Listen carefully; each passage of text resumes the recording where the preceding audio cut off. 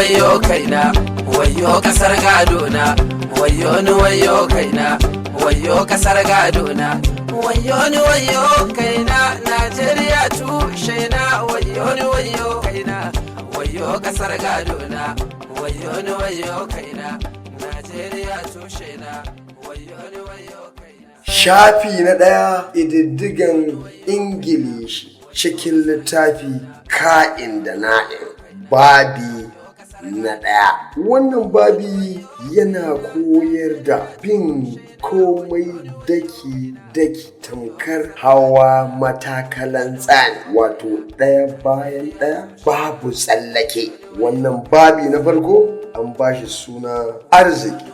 Babi na farko an sa wannan suna wato arziki saboda dukkan mai rai yana neman arzikin duniya, haka idan ya mutu ko idan an mutu arzikin lahira muke nema gaba daya. Allah ya Allah ya Allah mana arziki da yawa duniya da lahira.